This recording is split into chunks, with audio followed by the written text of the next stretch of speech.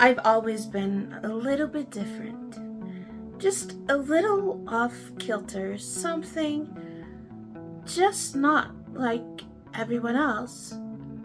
I've felt like an alien for the largest part of my life. I've also been called a reptilian person, but I'm not a reptile in a human skin. What I am is neurodivergent. I'm autistic and I have ADHD. And it took me 35 years to get what most people call a diagnosis, but what I call finding my superpowers. So this is me today sharing my journey with you. Let's jump in. Our story starts at age 6. I was in preschool at the time, and they came to do some developmental and aptitude tests, I think school readiness tests, and they found that I had a lot of struggles. I had movement struggles. I didn't have very good balance, even though I did ballet, which I loved. I've always loved dancing. And I struggled to write. I wasn't very good at coloring in. I was good at making things, but I was not good at some basic things, and I was not ready for school yet. So they sent me to an occupational therapist, and with the knowledge we have today, looking at what she wrote, it was clear back then that I matched the criteria for autism. However, in the 90s, if you weren't a white little boy, you would not get an autism diagnosis. It was a much different time. And so I did occupational therapy for a year. And at the end, the lady told my mom, by the age of 12, I should start performing better in school and I should see improvement. And this was really true. From age 12, I started doing better in school, especially in math. I loved math. Something about that I remember, you know how you always had to write out the steps that you did? And I went to my teacher and I said to her, I do the steps in my brain. I don't like writing them out. Can I just write the answer? She looked at me and she's like, okay, Katie, you do that and we'll see if you get the right answer. And I loved math so much, which is kind of a stereotypical thing that they would attribute as an autistic thing, but I don't think stereotyping is good. I'm just telling this as an interesting fact of my story. And around age 12, I started doing better in school. I started becoming a little bit more social, but I was still different. I struggled for my whole school career to make friends or to have friends where I fit in. Because of my straight up honesty and sometimes not knowing how to act in social situations, I would upset people and I wouldn't understand their reaction because to me, I just spoke the truth and my understanding, and people didn't always like it, and now I understand why. But back then, I did not understand why I was lonely and I couldn't find friends and why I was bullied at times. I remember one day in class, an entire classroom of kids pretty much bullying me for some reason. I did something to upset them, said something to someone. I don't remember, but I remember sitting there that day and just reading the same line in my book over and over and over as these kids went crazy around me. And situations like that I did not know how to stand up for myself, and I couldn't understand why that was happening or what to do about it. I didn't speak up, but that particular day my teacher, she came into the class and she saved the day, and she told everybody to keep quiet and leave me alone. But that memory sticks because of the fact that I made a mistake in being honest with somebody, saying something that I thought was okay to the wrong person. I really don't remember what I said, but all I remember is sitting there thinking, oh, this is never gonna end. I got into a lot of situations like that simply because I did not always know how to handle situations. Sometimes, even at school, my emotions would be so big and so overwhelming that I would cry in front of people. And that would alienate me even more because I would cry for hours on end and people couldn't console me and my teachers didn't know how to help.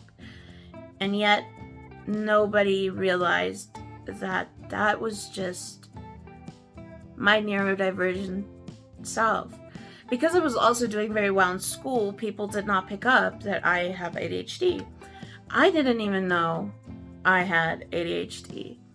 I'll get to that in a short bit, but something to mention as well. I struggled to look people in the eye from a young age, but I learned to mask that. And the way I learned to mask it was my mom sent me for drama lessons. And so I did that, and I loved it so much. I loved being on stage, and I loved make-believing stories. That was something I was really, really into. And that helped me with some of my social skills, which later in life helped me. And I did really well at the end of my matric year. And then came university. Let's get into that part of the story. So, along came university. Now, a little background is that I always knew I wanted to be in the IT industry. I always knew I wanted to work with computers, and I really loved programming. I started coding when I was 16, and I loved it. I loved creating games and making my computer do fun things. And so that's what I wanted to do for my career. My mother also worked in IT, and she studied at the same university as me. And my grandfather was the head of a school where they taught apprenticeships, and he got my mom into IT. So I wanted to carry the torch on and also work in IT. So I studied, and I really struggled, but I managed, and I got my degree with a lot of hard work, a lot of struggling. I also didn't fit into the university social life. Okay, boomer. Fellow students would go out partying, go drinking, and I was not made for that life. I really didn't like going out at night, especially, and the sounds were too much. It was really noisy, and people were just strange to me because I wasn't used to it. I was used to being on my own at home studying, so when I did go out, it was really hard. Sometimes I had a lot of fun when I went with the right people, but I also really didn't like it that much, which was not normal for my age and where I am from. Then, in my final year, I was doing au pair work, and I was applying for a lot of au pair jobs just to make extra money on the side. And the MD of the very first company that I worked for in IT, he asked me, do you want an au pair job or do you want an IT job? Because I see you studied IT and you can come work for us. Come in for an interview. And I did that. I got my first programming job. And very shortly into that, I realized I'm having a hard time. I had a hard time with people communicating with me. I struggle with looking people in the eye. I struggled with communication. I was really good at writing documents. I wrote good code. I built some really good solutions, but then came communicating that and struggling to communicate with my manager, struggling to fit into the company culture. And one of the things is, because I struggle with communication, to give you an idea, I would come across as argumentative when people didn't agree with me, when I simply tried to tell them facts. I just wanted to give them the facts, and in me doing that, it came across as argumentative, which got me into a lot of trouble very often. And now looking back, I think, oh, Katie, just keep quiet and do your work. And ask for help more. I didn't know how to ask for help, and I was scared of people, and I didn't know I was scared of people. So I got that job, and then I was retrenched, and after that I started to work at another big company, a car manufacturing company, doing the same thing. And again, I didn't fit into the culture. The work, I loved the work, but I was struggling, and I struggled to communicate with the people and fitting into social events, especially like we went to China, which was really fun as well, and I got to travel a lot, but people didn't get my sense of humor, and people just plainly thought I was weird. And I remember this one day, now this is a funny story. So we were in China, and we were walking outside, and it was snowing. It was the first time I really saw snow, and I was wearing snow boots, and one of the guys said, just be careful. There's black ice on the tar that we're walking on. Don't slip on it, because you can't really see it, so just be careful. And I slipped, and I fell. I was so embarrassed, because I'm really clumsy as well. Like, the amount of times that I walk into something, I would be walking in a straight line, like, then it just is there, or I would just walk and fall over my own feet. And I slipped and I fell, and I was so embarrassed. I just got up, and everybody was like, are you okay? I just walked away. I was so upset. I was like fighting the tears. How I didn't start crying that day is odd, because that's something that along my life has happened quite a bit. I would cry about or experience big emotions even at work, and that would also make me look weak and weird. And people just didn't understand, and I didn't understand. And because I had no form of diagnosis, I think if I did, it would have made my life a whole lot easier and a whole lot harder at the same time. But then I could explain to people why I'm different and ask them to help me through some situations that I didn't know how to navigate myself. I didn't know how to speak up, or that I could even ask for help. And so my career went. After that, I did contract work for a while, because I lasted for a while at that company, but I got sick in China, and so they couldn't send me to China anymore, and because I didn't fit into the culture again, you know, it wasn't working, and I didn't do very well. So I did more contract work for a long time, and then COVID hit. And I was already struggling to find work and not knowing my place in the world. I'd been through a downward spiral of bad things happening, bad relationships, and just trying to figure out where I am in the world. I got lost along the way somewhere, and then one day, I'll never forget that day. I was sitting outside, and I thought, I can be in this feeling of nothingness, this feeling of I haven't achieved anything, I'm worthless, or I can do something about it. And I turned on my computer and I started looking for jobs I could apply for. And I found a job that I applied for, and it was in customer service. And I found my voice. I found a way to speak up because I could help other people. See, I never realized this about myself, is when I have to speak up for myself, I struggle. But when I speak up and get to be a voice for somebody else, get to make their life a little bit easier, their day a little bit brighter.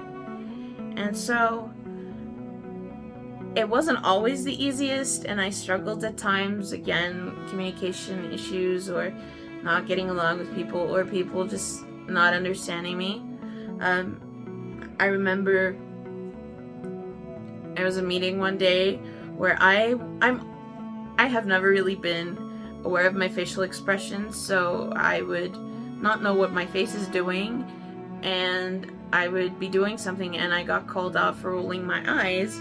My manager was just, which in my mind was not even a thought, and I was like, I don't know what happened, what did I do wrong? And from that, I learned to become more aware of what my face is doing, and I realized that, wow, for my entire life, this might have been what turned people off, is whatever's happening on my face, and I'm not aware of it because my thoughts and my face aren't always in the same place. So to give a little bit of more background about me, somewhere in my career, I realized that something is wrong and I need to get a diagnosis, and somebody said, no, you're bipolar, and I started researching it on myself or on my own. I was Dr. Google, and I took all of the symptoms that were bipolar and I gave examples of that, and the doctor diagnosed me with bipolar. I got put on medication that did nothing but make me a whole lot more depressed. I was a zombie. The medication made the symptoms worse instead of better, and so over time I started not taking them anymore, which sent me down another spiral. But eventually, after a lot of things happened and I ended up in a public hospital, the psychologist made me basically diagnose myself with BPD. So he threw out the bipolar diagnosis and he said, no, you've got BPD. And he made me prove to him that I have BPD. I went and studied it, but I also then found CPTSD. The parts of my story that I'm not going to talk about here, I have had some very traumatic things happen to me, and so CPTSD matched more than BPD did. And from my understanding, and please correct me if I'm wrong and you know more about this than I do, the main difference between CPTSD and BPD is the cause and what started it, and what life you lived or what experiences you had shapes your personality, right? And therefore, whichever one, they're similar, but they're also not similar. And I took that with, and he was adamant it's BPD, I have BPD, I matched some of the criteria. But again, he looked at it from what was going on in my life at that time and not a holistic view. He was so hyper-focused on diagnosing me with BPD. And this is something that I've learned a lot of autistic people also experienced. Because if you look at just some behaviors and some, let's not call them problems, symptoms is the word, you'll see that they overlap. And so it's kind of more expected, especially if you look at the research and where we are today with autism and neurodivergence, where we were 10, 15 years ago. It would have been rather that you would be diagnosed with one of those two. And that's not to say that everybody got diagnosed wrong, please. That's not what I'm saying. I'm simply speaking about, I have heard that a lot of people, and I've read in my research that a lot of people who get a late diagnosis of autism have also had a similar story of being diagnosed with either BPD, bipolar, or both. And in this job that I found myself in, I realized that I struggled with forms of communication and relationship building. And in 2022, I had a life-changing event. So I had always struggled with my health, but in this case I became really, really anemic and really sick, and certain times of the month I could barely walk. My body would be swollen up. I had at some stage lost a lot of weight, and then out of nowhere, like, I couldn't explain it, I just bloated in size and gained a lot of weight, and I was in pain constantly. And I started researching what could be wrong, and I looked back at my life and I wrote everything out, documented it, and what I found was endometriosis. And went to the doctor, and I had very, very severe endometriosis. I had a full hysterectomy at the age of 34, and in that time I realized I want to figure my life out. I want to figure out who Katie is. I want to figure out what it is that makes me different. Why don't I fit in? Why am I struggling with life? Why is it that so many things are so hard? And I've been bullied a lot and had so many things happen simply because I didn't have an understanding and because I was different. And a lot of things played a role. And I've made a lot of mistakes on my end. And I got to this place where I wanted to figure my life out. And in that, YouTube, being YouTube, started popping up videos about autism. And I found a really, really great channel, Autism from the Inside. And I started watching his videos. And Paul, thank you for helping me. And I started seeing that people have the same stories as me.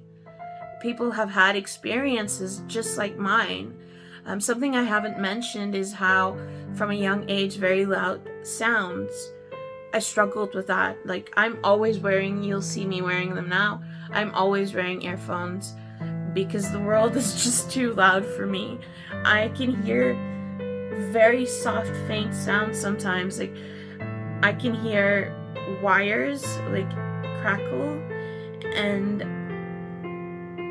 I would ask people, are you hearing this? And they're like, you're crazy. What do you want about? And here I was finding out other people had the same experiences. Like, one thing that literally, it makes me angry, and which I found out I've got misophonia, is a vacuum cleaner. Golly, a vacuum cleaner, that vibration, that sound, it drives me up the wall. And I found out that there are people with similar experiences. And then I started researching again. But this time I did it different. I started from my childhood, and I started writing down my experiences. I started writing down, this is what happened, this is how I felt, clothes that I didn't like, textures and things. I liked routine. I liked certain foods. Like, food aversion has been a thing for me. And something that kind of inspired this video was a comment on another creator's channel that I commented on, and then a really mean person commented back, and I'll tell you what she said just now. But I cannot eat fruit. I can't eat it, and now also I know I'm allergic to most fruits because of enzymes in it. But even as a kid, my mom could not get me to eat fruit. I hated the texture. Apples were sometimes okay, but it was the texture for me. And you know how strawberries have those little, I love the taste of strawberries, but those little pits in it? Oh, no, I hate it. And peaches, like if you touch, I wouldn't want it in my mouth because you know how soft a peach feels? No. I love vegetables, I love meat, and I have a very, very particular taste in food that I like, and I would eat the same thing every day, all the time. Like, I'll stick to the things that I know, the things that I like. As a kid, I remember I didn't like anything like corn with those little, I don't know how to describe it, but you know, like corn and beans, the texture, I didn't like it, so I would refuse to eat it. My poor mom, I don't know how she did it. I love my mom very much. My mom mostly raised me on her own, and I am very blessed to have the mother that I have. That said, so I commented about my food aversion on this creator's video, and somebody commented, you're unable to eat, because I said I'm unable to eat fruit, and she said, you're unable to eat fruit? How did you get your mother to fall for that? And I'm like, you don't know me. You don't know the struggles I've had with food and the allergies that I've had since I was very young. And yes, I don't like the texture. I didn't respond in a nasty way to her. I simply said a lot of people with autism struggle with food aversions, and I don't have to explain myself, but I do hope that she has a lovely day. And the creator, Mariah, thank you, because you are the inspiration for this video. Hope you know that. I told you this video is dedicated to you. She removed the comment, and it meant the world to me, and that inspired me to make this video, to share my story. Okay, so then on this journey where I found people have the same experience as me, I realized I want to get an actual diagnosis. I want somebody that is a specialist to look at the evidence that I compiled. Like, I even got the document that was written by the occupational therapist when I was 6. I got that. I wrote down everything. I documented, and apparently that's also something that a lot of people do, is you create a document where you put everything to kind of prove, but this is where I fit in, and which is why self-diagnosis is valid. A lot of people might disagree, but in most autistic communities, you are welcomed by everyone, even if you are self-diagnosed. However, for me, because I had been diagnosed for years with different things that just didn't feel right, I felt like I wanted somebody to take a look and maybe help guide me. And I struggled to find someone that specialized in autism and neurodiversity. I found one of very few occupational therapists in the area that I live, and I hope she sees this because she helped me so much. And I remember the first day I was sitting and telling her my story. I gave her the book that I wrote everything down in, and I was talking to her, and she said, has anybody ever told you that you've got ADHD? I was like, no, and she explained to me why and the criteria I matched, and then again I started researching that as well. And suddenly, after my first consultation with her, my life made sense. I found me. I found what felt right. And so, I'm sharing this story so that others, I'm so sorry, so that other people can know that it's not always an easy journey. It's not always a quick journey. It's not that you get there and you know. Sometimes it takes time. keep on looking for you. Keep on fighting for yourself. Because your voice and you as a person, you're so beautiful. You matter. And finding yourself matters. And along the way, I have found people that are very similar to me. People whose experiences match mine, and I fit in. I fit in. I am no longer alone in a big world.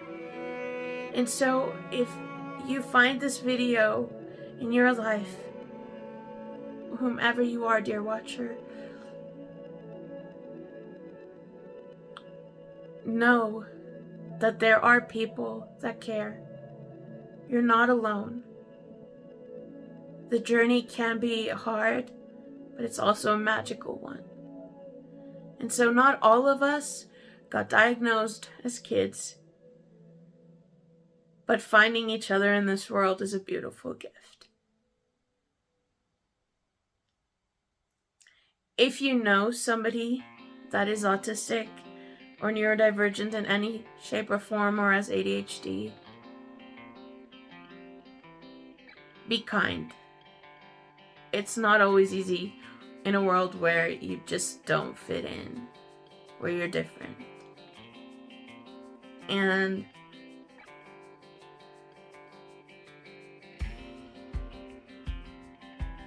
if I could ask anyone, I would simply say, understand that I don't ever have any malice and I don't say things with double meanings. And that is probably true for a lot of people that are autistic and on the spectrum. That is my story. That is me. And I've shared it with you today, not for any other reason than people need to know that being themselves, neurospicy, neurodivergent, and on the spectrum, not one single autistic person is the same. If you know one autistic person, you know one autistic person.